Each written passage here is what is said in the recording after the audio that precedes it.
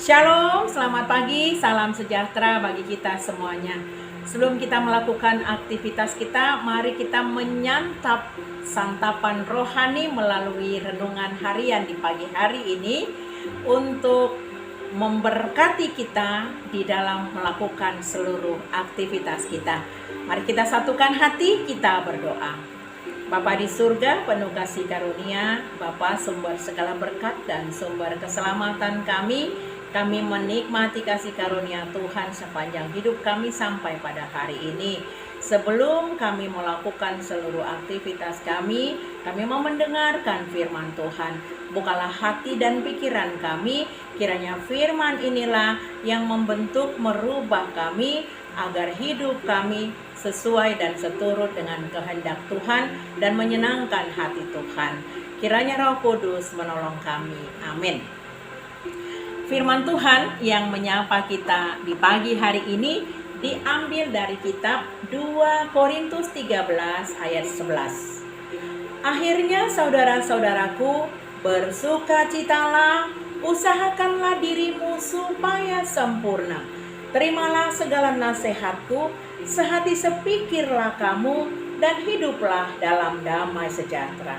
Maka Allah sumber kasih dan damai sejahtera akan menyertai kamu. Demikian firman Tuhan.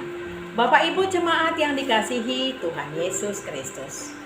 Nasihat tentunya diberikan kepada orang yang pernah melakukan kesalahan. Namun, nasihat juga dapat diberikan untuk lebih memperkuat iman agar tidak goyah. Sehubungan dengan surat Paulus kepada jemaat yang ada di kota Korintus, perhatian utama Paulus yang menjadi juga harapannya kepada jemaat yang ada di Korintus adalah tetaplah setia dalam persekutuan atau koinonia.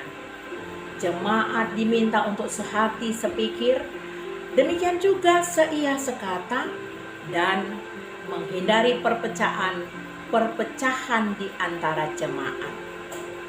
Jemaat hidup dengan damai sejahtera, dan tak lupa juga Rasul Paulus mengingatkan jemaat Korintus agar waspada terhadap ajaran guru-guru palsu yang dapat merusak ajaran Kristus yang murni. Sebenarnya jemaat Korintus adalah orang-orang yang tidak kekurangan kasih karunia. Atas keadaan inilah jemaat Korintus itu menjadi sangat bersukacita. Namun sikap ini juga yang membuat jemaat di Korintus menjadi sombong, congkak, puas diri, sehingga keadaan jemaat berbalik menjadi kacau. Timbul perpecahan, gampang menerima ajaran palsu, dan terjadi kejahatan secara amoralitas. Pengalaman jemaat di Korintus layak menjadi perhatian kita, jemaat gereja di saat ini. Pesan praktis yang dapat kita pelajari dan yang dapat menjadi pelajaran yang dapat kita lakukan yaitu mari kita hidup dalam sukacita. Di dalam perbedaan pemikiran, di dalam perbedaan sosial orang-orang percaya, kita haruslah menjauhkan diri dari mempergunjingkan sesama jemaat. Lalu kita tidak punya waktu untuk melakukan hal-hal buruk, menghindari perpecahan, giat melakukan firman Tuhan, mengerjakan kebenaran firman Tuhan. Mari kita usahakan diri kita supaya sempurna. Artinya, kesediaan hati kita untuk dibimbing atau digembalakan. Bersedia untuk dinasehati dan diteguhkan. Jangan gampang sakit hati dan tersinggung ketika kita dinasehati. Bersedia belajar, diarahkan, dibangun ke arah yang lebih baik. Tentunya untuk mewujudkan semua firman Tuhan ini akan menjadi gampang ketika kita melakukannya melalui standar Kristus. Bukan lagi standar kita manusia, tetapi standar Kristus. Persekutuan Damai Sejahtera Paulus juga menasihati agar jemaat Korintus sehati sepikir. Demikian juga kita, sehati sepikir hidup dalam damai sejahtera.